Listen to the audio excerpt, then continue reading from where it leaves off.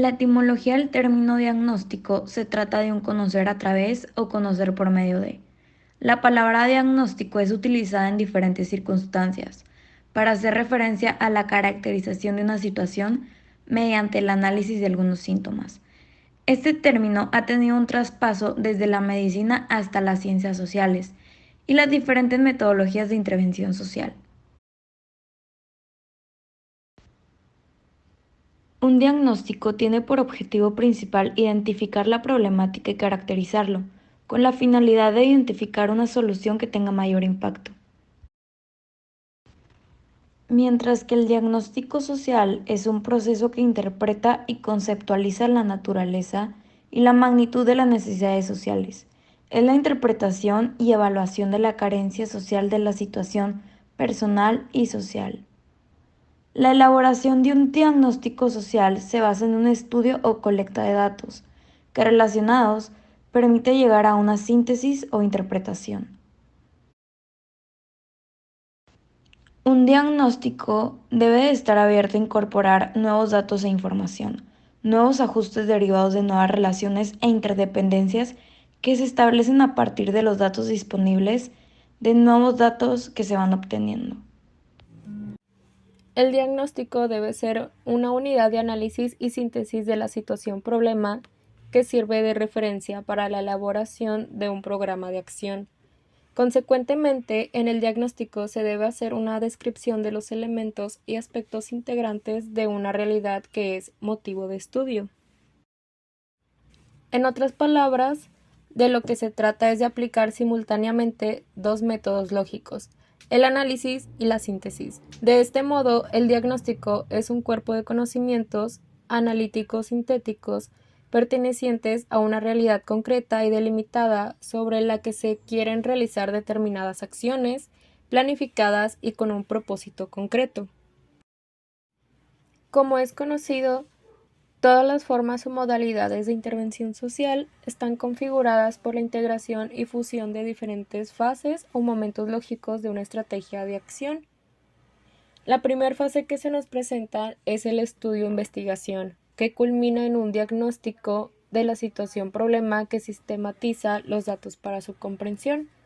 La segunda fase es la programación, que se apoya en los resultados del diagnóstico para formular propuestas de intervención con garantías de éxito y eficacia. La tercera fase es la ejecución, que tiene en cuenta el diagnóstico para establecer la estrategia operativa y la implementación de las acciones.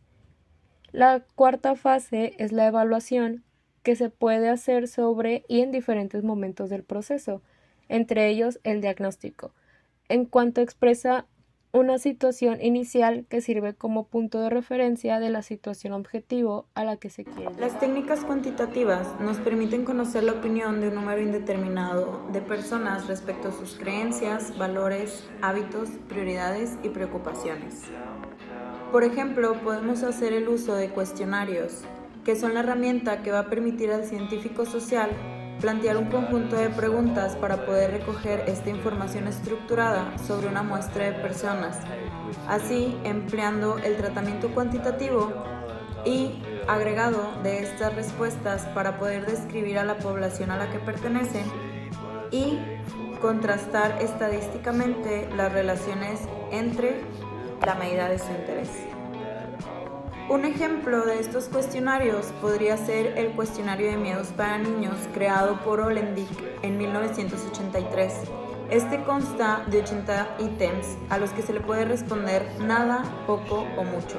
La puntuación mínima del cuestionario es de 80 y la máxima es de 240, dándole el valor de 1 punto a nada, 2 puntos a poco y 3 puntos a mucho. Los ítems de este cuestionario se refieren a miedos específicos, incluyendo también miedos interpersonales. Tiene como objetivo evaluar el grado de temor de los niños. El cuestionario va destinado para niños de 7 a 16 años. Valora el miedo al peligro, a la muerte, al fracaso, a la crítica, el miedo a lo desconocido, el miedo a los animales, incluso a los médicos. El alfa de Cronbach que se obtuvo en este fue de 0.90, recordando que el alfa de Cronbach oscila entre el 0 y el 1, siendo el 1 el máximo grado donde se puede suponer que esta prueba puede ser válida. Otro ejemplo sería el cuestionario de interacción social para niños, creado por Vicente Caballo, Sally González, Verónica Alonso y María Jesús Urrutia.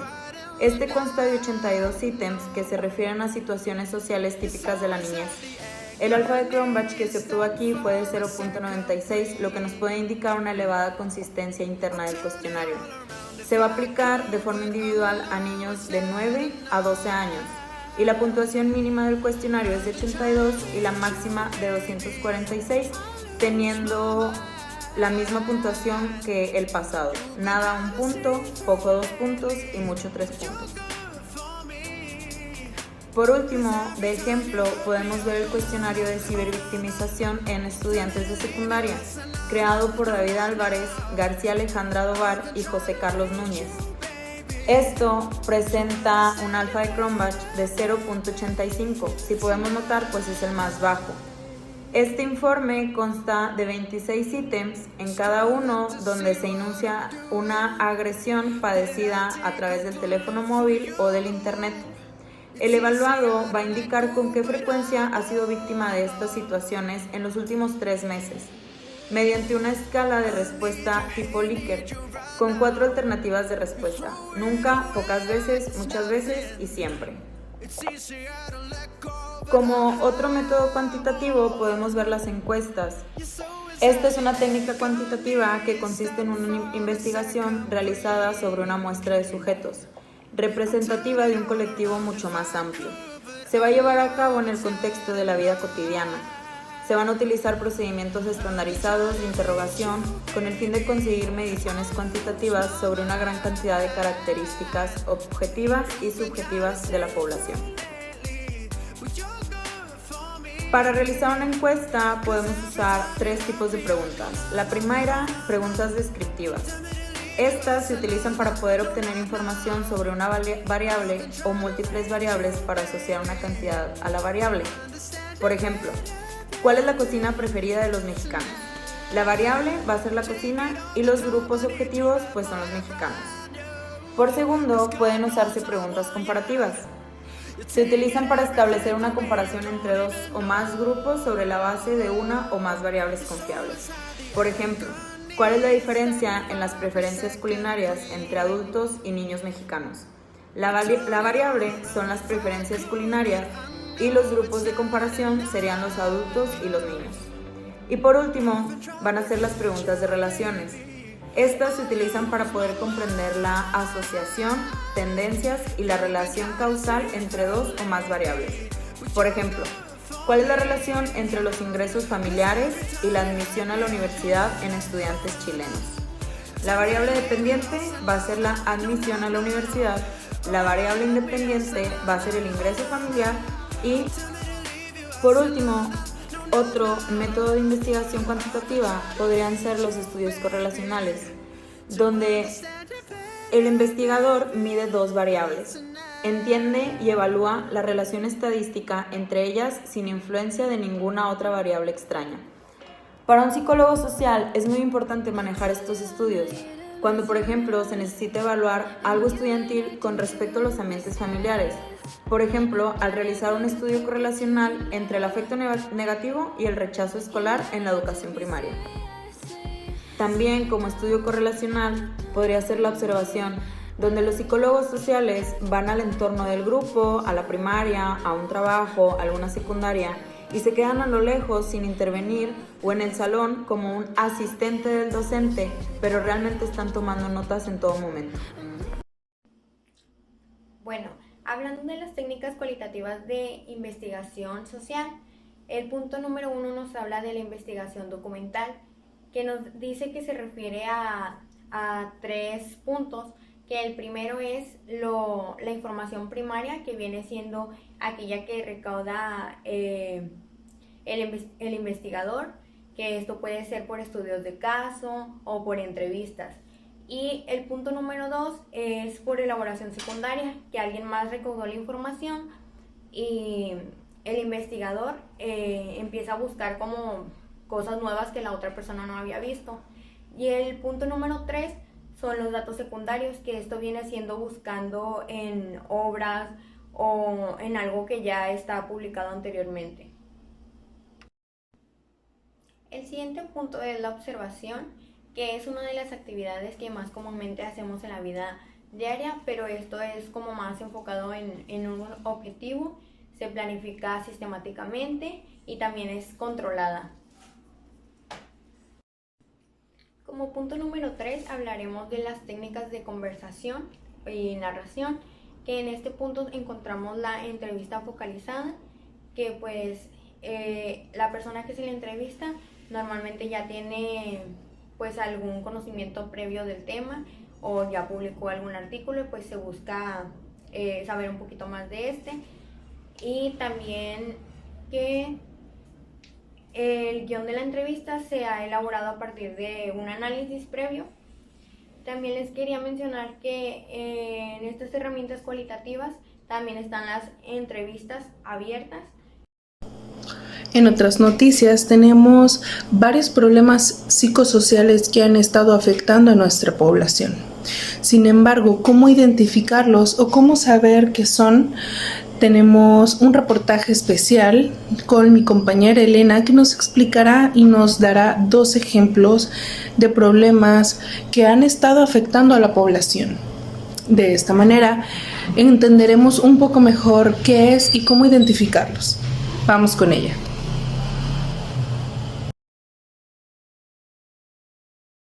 Sí sé que es un feminicidio. Se le diferencia del homicidio porque solamente se ejecuta con fines de género. Es la diferenciación del por qué se llama un feminicidio. Y justo abordando la segunda pregunta, sí debería de haber una diferenciación, ya que no va a ser lo mismo el hecho de que se ejecute por ejemplo, homicidio a un hombre por un asalto, a una mujer la cual fue por violencia de pareja o por una situación laboral o por alguna otra índole que solamente tenga que ver con que era mujer y que no tenga que ver con cómo estaba vestida a la hora que estaba saliendo o qué estaba haciendo en determinado momento. Sé que es el feminicidio y considero que es importante porque actualmente hay mayor violencia en contra de la mujer, entonces creo que sí es un caso que se debe de tratar con mucha más relevancia e importancia que a comparación de otros casos que no son del género femenino. Feminicidio es cuando, hasta donde tengo entendido, cuando se asesina con violencia a una mujer por algún acto de crimen por parte de un hombre, y creo que sí es importante el separar, ¿no?, estas cuestiones de cuando se asesina a un hombre, bueno, es en el caso de una mujer, por toda la fuerza que está tomando el movimiento, y darle importancia a esos casos que, vaya, tristemente a la fecha sí ha tomado mucha fuerza socialmente, pero tristemente legalmente pareciera que no se ha avanzado tanto, ¿sabes? Entonces creo que sí es más que nada la importancia es en hacer ese hincapié para presionar a las autoridades y que hagan lo debido. Hay homicidio y feminicidio. Se separan porque pues el homicidio es el de hombres, y el feminicidio es el de las féminas, ¿no? El de las mujeres. Pero creo que lo que en realidad lo diferencia es el trato que se le dio a la mujer al momento de ocasionar su muerte. Porque si no, creo que también se clasifica como homicidio por ser un humano. Entonces creo que ahí hay una diferencia que lo separa, y está bien, porque así se determina más fácil la causa de la muerte de la mujer. El feminicidio es cuando matan a las mujeres, ¿no? Y pues yo considero que sí es importante porque en la actualidad sí matan muy seguido a las mujeres, y por el simplemente hecho de ser mujer pues piensan que ni siquiera tienen fuerza, ni siquiera pueden con ellas mismas. Entonces en la actualidad sí hay un abuso contra las mujeres, y sí considero que es importante separar para nosotros mismos saber cómo en nuestra sociedad, cómo se está clasificando entre hombres y mujeres, y nos damos cuenta que sí es mucha la diferencia entre matar a los hombres y que haya feminicidio, o sea, con las mujeres. Entonces, Bueno, el feminicidio viene siendo cuando la víctima tiene alguna relación con el victimario. Importante la clasificación porque uno pues nunca sabe cuándo es realmente un feminicidio o un homicidio, ya que a lo largo del año en las estadísticas nunca se ve a cuántas mujeres las asesinaron y sale en menos porcentaje, ya que lo clasifican como homicidio. El feminicidio es el asesinato de una mujer por razones del simple hecho ser mujer o por cuestiones de misoginia o de machismo. Considero que es importante clasificar estos homicidios y estos asesinatos porque hay distintas razones por las que se mata a una mujer y por las que se mata a un hombre, debido a que nosotros vivimos en una sociedad machista. Y es por eso que muchas veces los porcentajes de asesinatos y de feminicidios no son iguales a los homicidios en general, porque no los profundizan y no los ven. La salud mental es el bienestar emocional y psicológico de una persona, y es importante porque eso te ayuda a estar bien contigo mismo, tanto en tu entorno laboral como académico y en tu vida personal. Creo que la salud mental es el bienestar personal y pues te ayuda más que nada a sentirte bien contigo mismo, a saber si estás siguiendo o cumpliendo todos tus objetivos o saber en qué enfocarte para mejorar.